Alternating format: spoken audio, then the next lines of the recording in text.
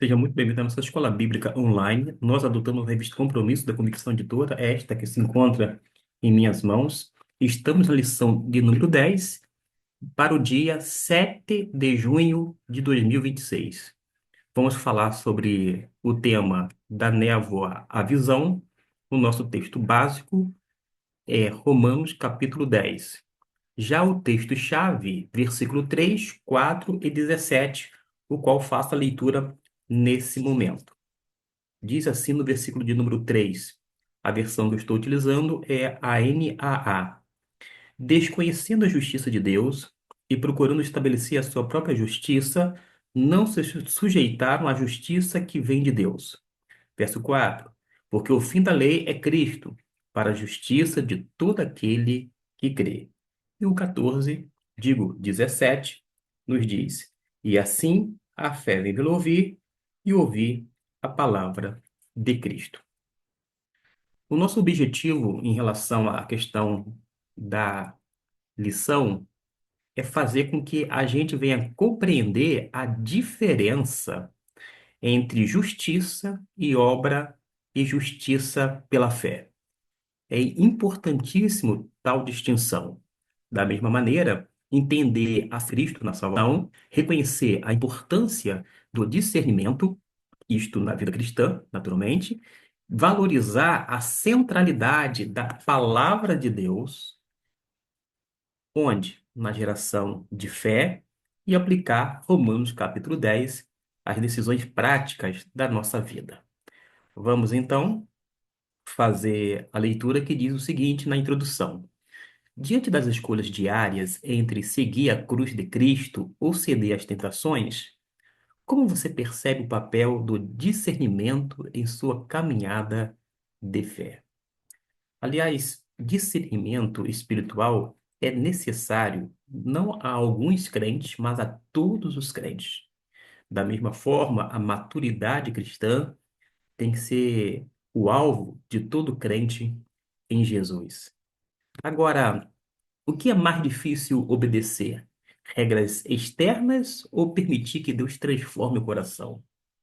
Existem pessoas que se submetem às regras, às leis humanas, mas não permitem que o Senhor venha de fato reinar na sua vida e, por sua vez, transformar o seu caráter e mudar completamente o seu coração.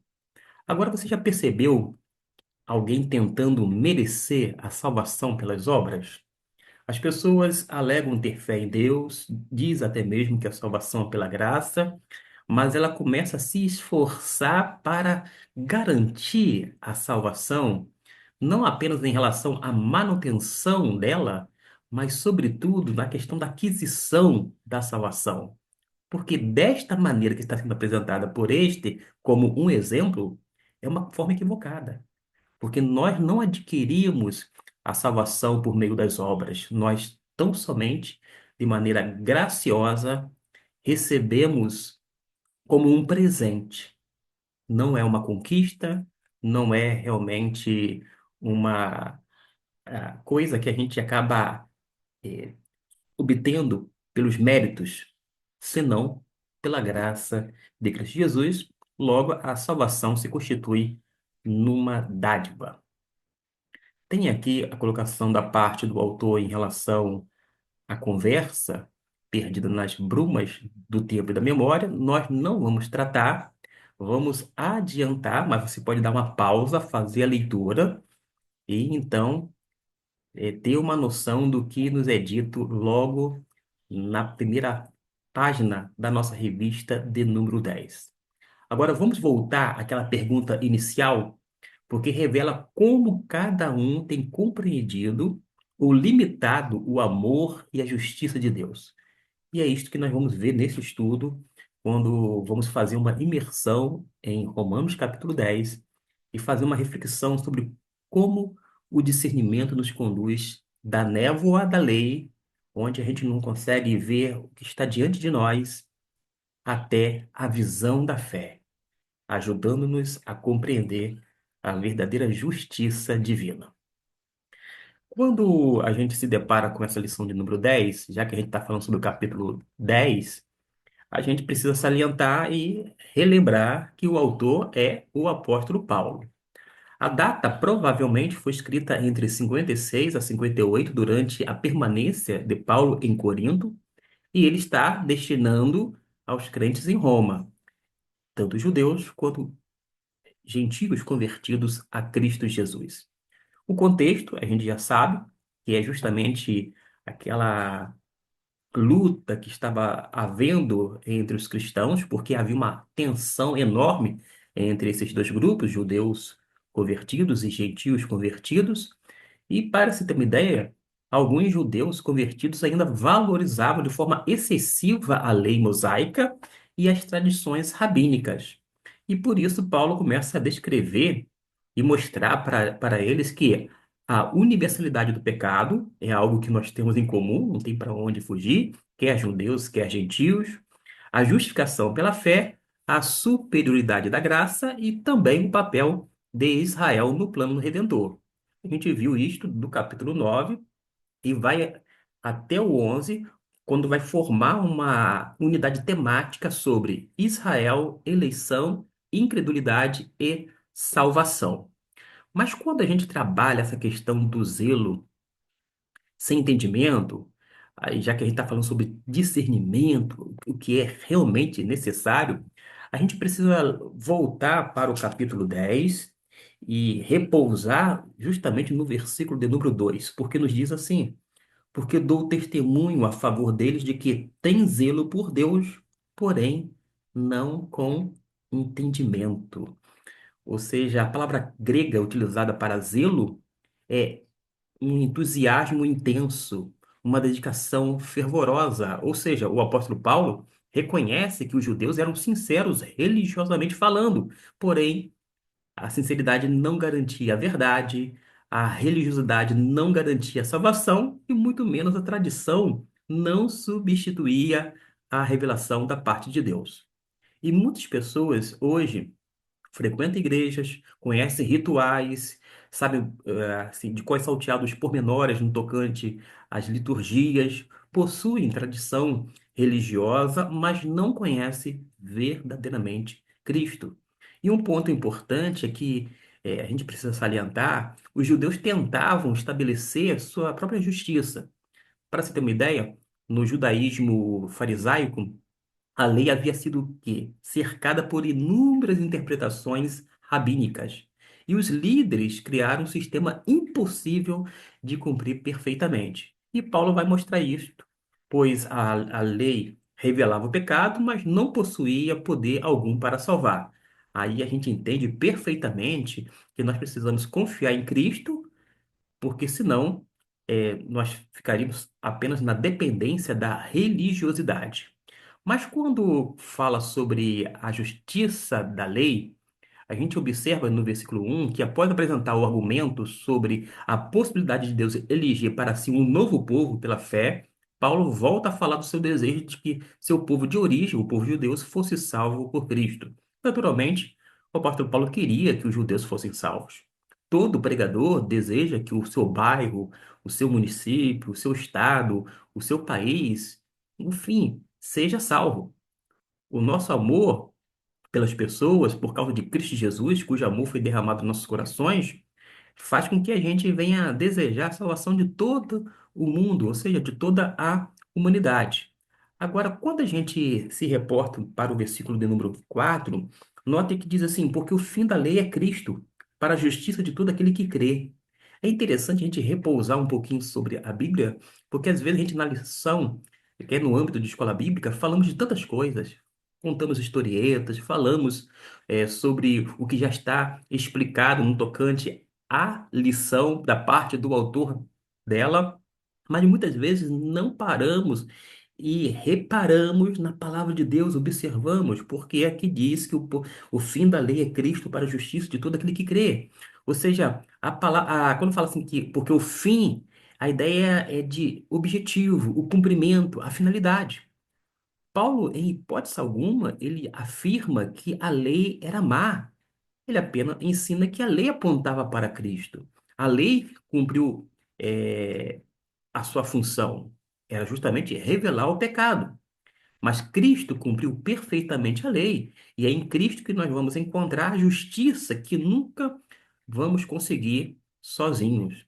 É por isso que é uma relação entre o Antigo Testamento, porque a gente está aqui no Novo, mas a lei funcionava, como já eu falei num dos vídeos sobre a IBD, que a lei funcionava como um espelho. Era como um tutor espiritual, mas também estava naquela preparação para o Messias. Nós temos como fazer uma conexão com Gálatas capítulo 3 versículo 24, Mateus 5:17, mas o que nós assimilamos e guardamos no coração é que a salvação não é o esforço humano, não é mérito pessoal, a salvação não é acumulação de boas obras, a salvação é graça, a salvação é fé, a salvação é obra consumada de Cristo. E não é à toa que quando a gente se reporta para essa temática, que é justamente o primeiro tópico, a justiça da lei, a gente vai notar o seguinte, conforme o autor nos diz. Historicamente, os fariseus haviam transformado a lei do Senhor, ministrada a Moisés no Antigo Testamento, em um conjunto de regras simples, simplesmente impossível de seguir. Havia muita coisa imposta pelos homens, pesando sobre cada um deles em relação aos ombros deles, mas os próprios mestres da lei não conseguiam colocá-la em prática.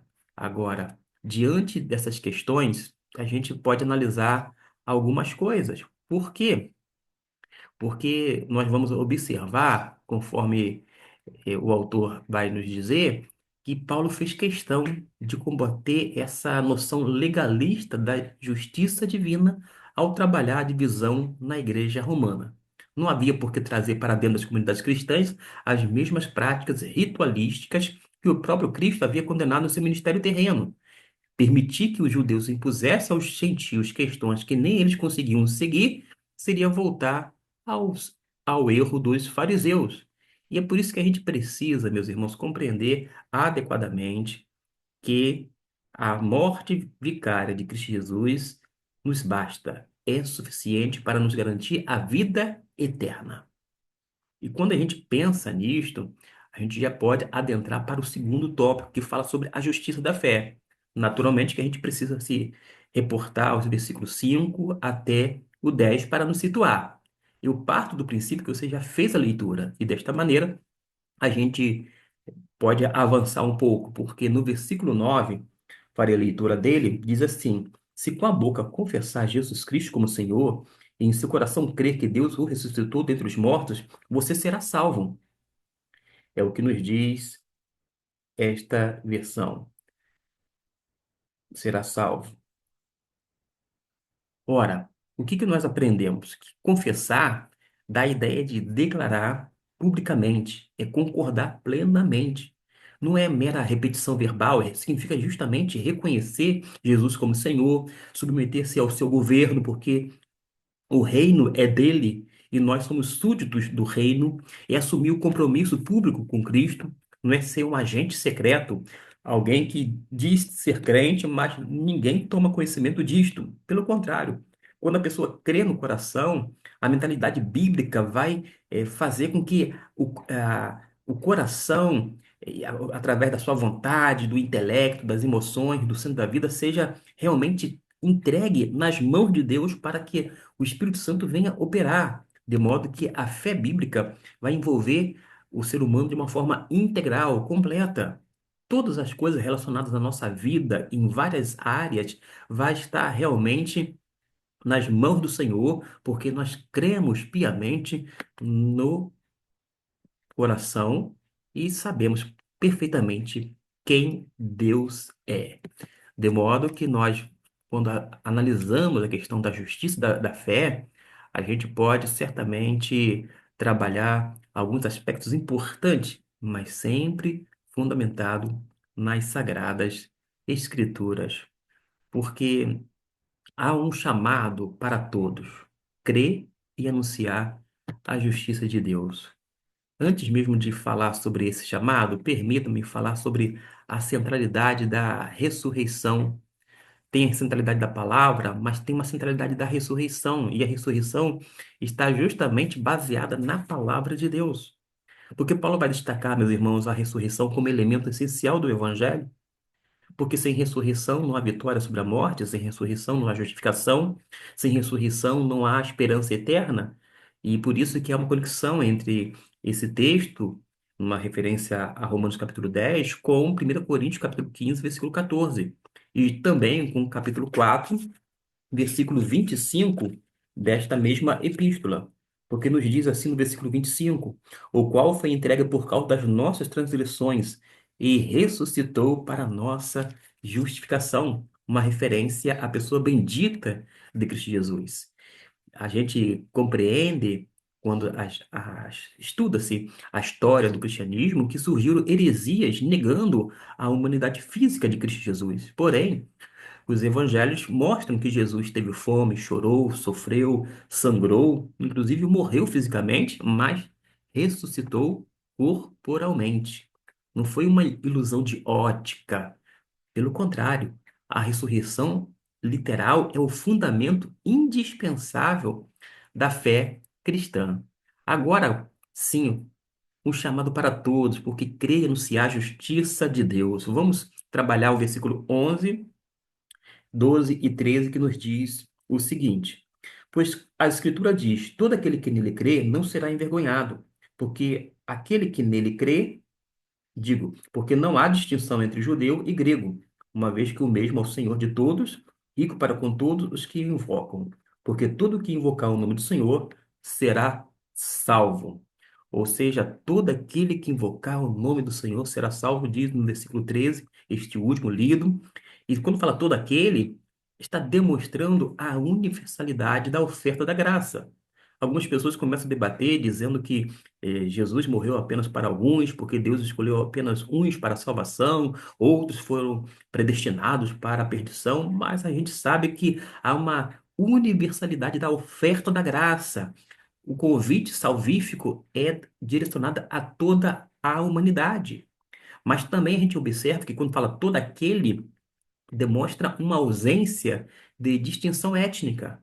A salvação veio, a princípio, para os judeus, mas foi estendida para toda a humanidade. Sempre foi parte do plano salvífico, da parte do eterno. Ou seja, esse plano redentivo para abarcar todas as famílias da terra, todas as pessoas.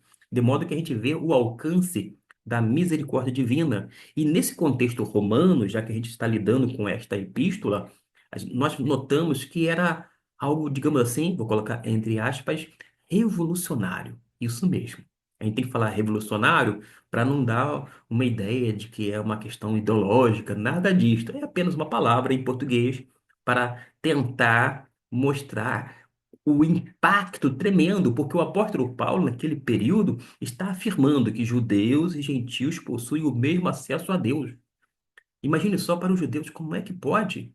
Nós somos o povo eleito, nós fomos o povo escolhido, e de repente vem esse aí, judeu, uma referência a Paulo, dizer que os gentios também têm o mesmo acesso ao eterno. Isso é inconcebível, é inadmissível, diriam alguns, mas acontece que ninguém é salvo por herança religiosa, é o que o Paulo está apresentando para os judeus de uma forma específica.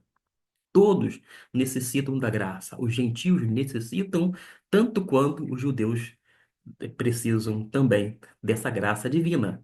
Aí a gente, como membro da igreja e como parte dela, a gente começa a acolher pessoas, evangelizar sem preconceitos, evitar aquela elite espiritual, aquela chamada panelinha, que vez ou outra se encontra aqui ou acolá, mas que não deveria existir, uma panelinha onde acaba excluindo as pessoas que pensam diferente ou são diferentes da gente, mas deveria realmente evitar essa forma elitista, espiritualmente falando, e anunciar Cristo a todas as pessoas, relacionar-se com todos.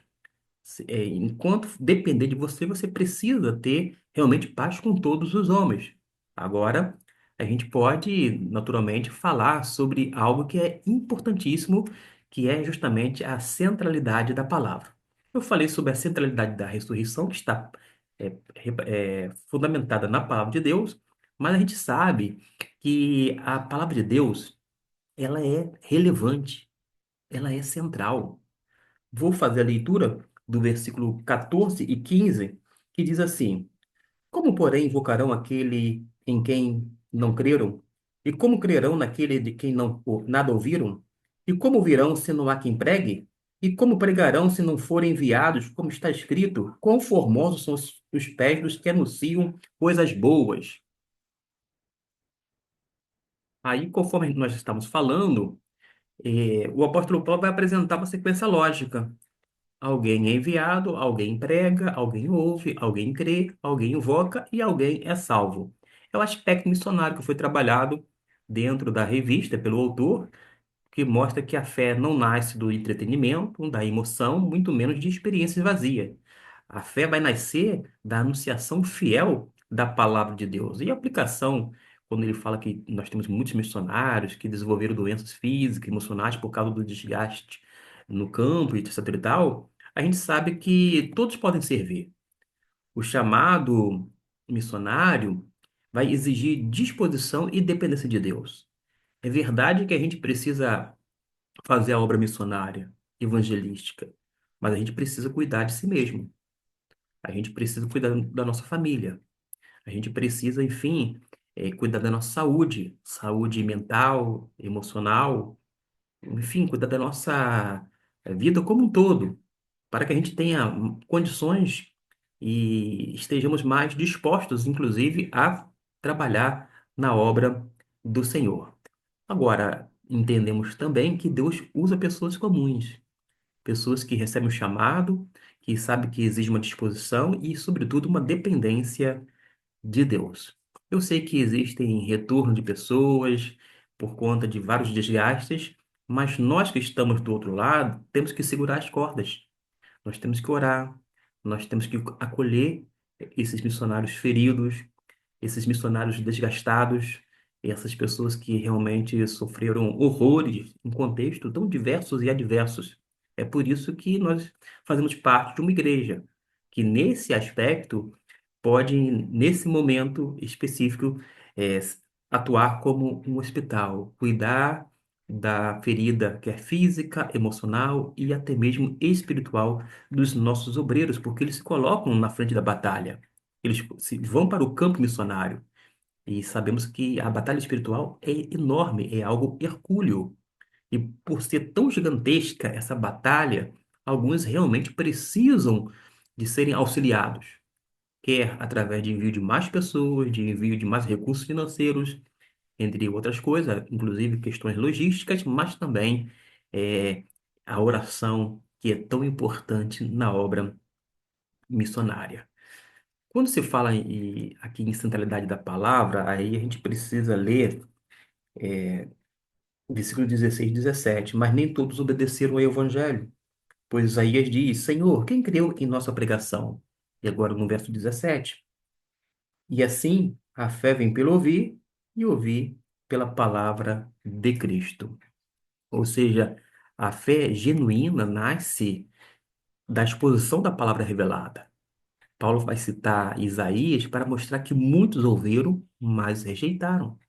Às vezes a gente pensa que só pelo fato de anunciar o evangelho de Deus de uma forma fiel, a gente vai ter uma colheita enorme. Mas muitas vezes a gente vê pessoas que não aproveitam a semente que foi lançada e não tem aquela semeadura eh, colocada no coração, porque a pessoa acaba se perdendo no meio do caminho por conta de tantas questões que a gente não vai naturalmente tratar aqui, mas que faz com que haja essa rejeição em relação a esse convite salvífico da parte de Cristo Jesus. Mas Paulo vai utilizar Isaías para mostrar muitos que ouviram, mas rejeitaram, e isso vai revelar algumas coisas. Ouvir não significa obedecer. Tem muita gente que ouve o evangelho, que escuta, mas conhecimento sem submissão endurece o coração.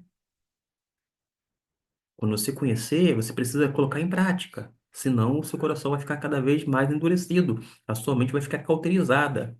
Nem todos, eu disse que aceitarão o evangelho.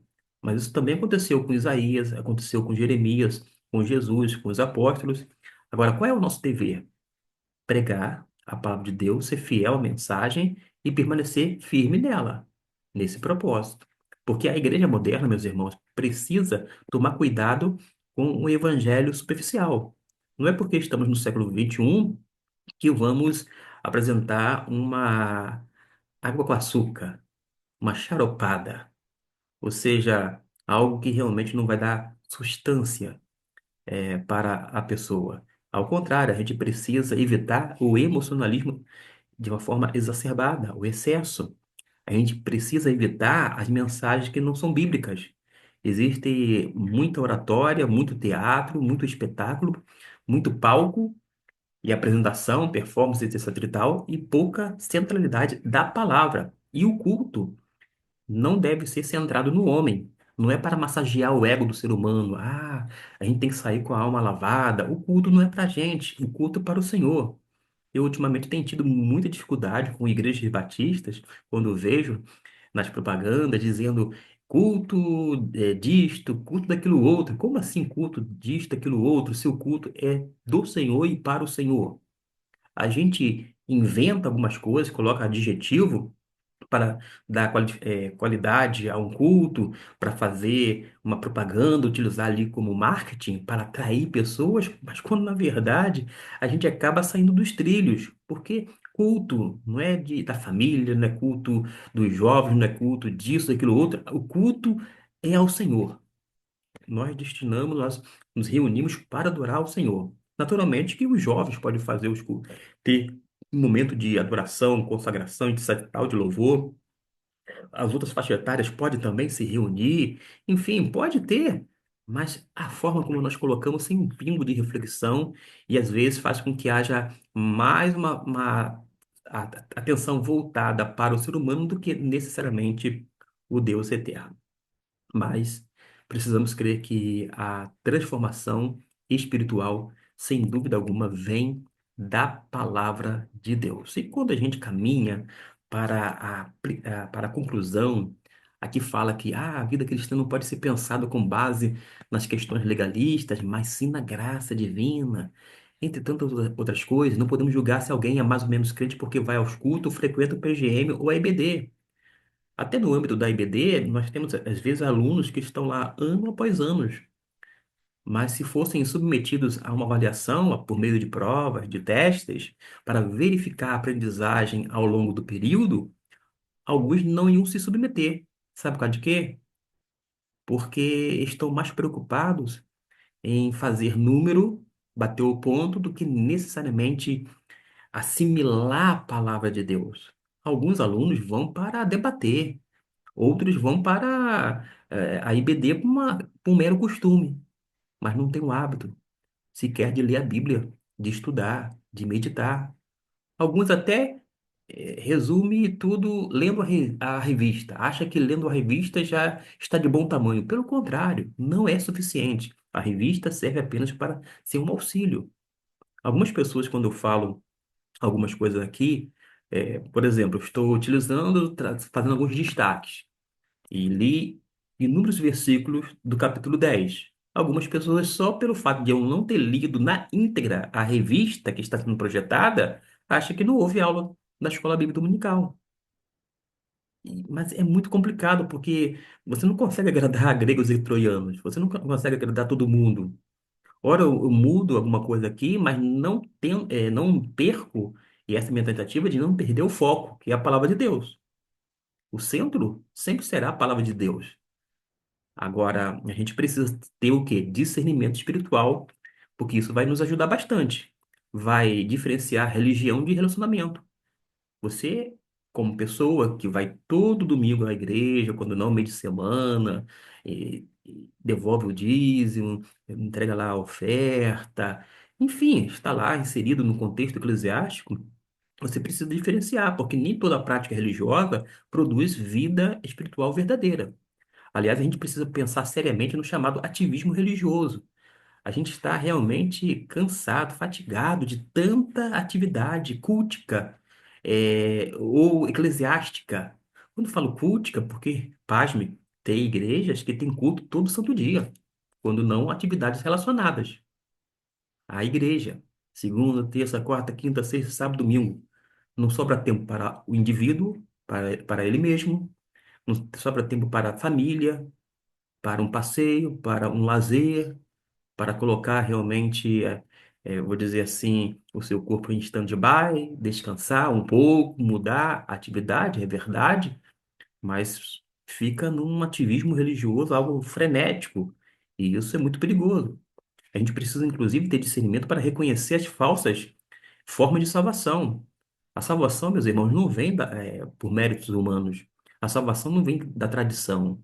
Ah, eu nasci na família cristã denominada Batista e por isso sou salvo. Quem disse isso? Nós somos salvos em Cristo Jesus, mediante a fé nele, e também vai implicar num arrependimento genuíno. A gente não é salvo pelo esforço humano. Agora, a gente precisa ter discernimento espiritual para permanecer firme na palavra. Por quê? O discernimento vai fazer com que venha crescer na oração, na leitura bíblica, na comunhão, mas também na obediência. Às vezes a pessoa até faz uma coisa ou outra, mas não quer obedecer. Mostra que não houve maturidade, que não houve discernimento.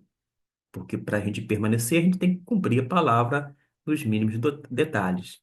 Mas isso não é para sermos salvos, mas porque já fomos salvos pela graça de Deus. E quando o autor aqui mencionou sobre a evangelização, gente, é evangelizar com paixão, com compaixão, porque Paulo amava Israel. Nós devemos amar os perdidos, nós devemos amar as pessoas.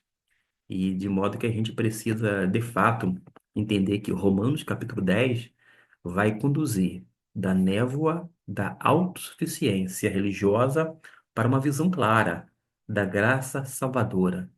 E não é à toa que Paulo ensina no capítulo 10 que ninguém é salvo pelas obras, que Cristo cumpriu a lei, que a fé vem pela palavra, que a salvação está disponível a todos os homens, que a igreja precisa anunciar fielmente o evangelho, ou seja, o verdadeiro discernimento espiritual nos ajuda a abandonar a confiança humana e descansar totalmente em Cristo.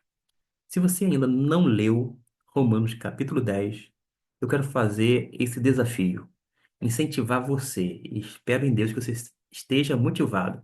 Leia Romanos capítulo 10 até o final de semana, para que domingo esteja na escola bíblica dominical, já realmente com esse texto, não apenas na mente, mas também no coração, gravado nesses dois lugares. Ore pedindo discernimento espiritual. E após isto, compartilhe o evangelho com pelo menos uma pessoa até domingo.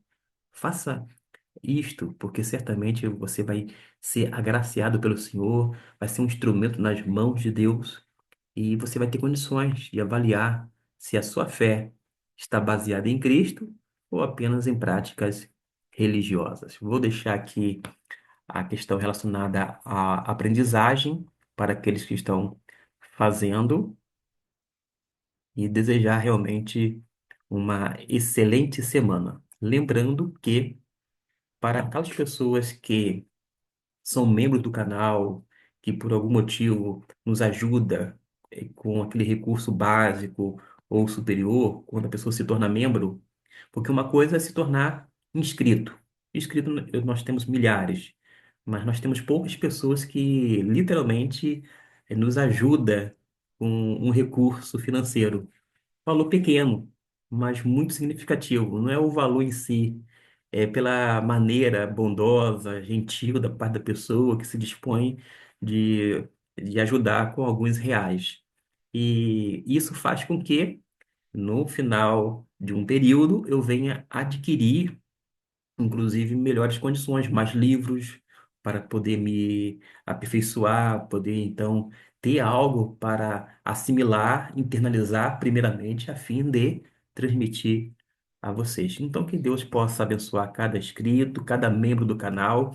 Esta Escola Bíblica Dominical, lição de número 10, vai primeiramente para essas pessoas, um número reduzido, é verdade, mas cuja gratidão da parte deste é do tamanho desse mundo, porque realmente eu fico muito contente pelo gesto tão bondoso e até mesmo fraterno da parte de vocês em desejar, de alguma forma, me ajudar nesse sentido. Mas as pessoas que vão obter na outra segunda-feira, já vou deixar já programado para tornar público o vídeo, aí sim você poderá também desfrutar do mesmo teor em outro momento, é verdade, mas fica aqui também a minha gratidão por ter sido inscrito, ou quando não, por chegar aqui no Cantinho Teológico, mesmo que não venha fazer a sua inscrição. Mas se você quiser cooperar conosco, pode compartilhar, quer este ou qualquer outro vídeo com algum amigo, um vídeo que você acha que foi útil para você, pode ser também de bom grado e proveito para outra pessoa, faça tal coisa, porque desta forma vai estar fazendo com que este conteúdo chegue a mais e mais pessoas, e este realmente é o nosso objetivo. Deus abençoe a sua vida e até o nosso próximo vídeo.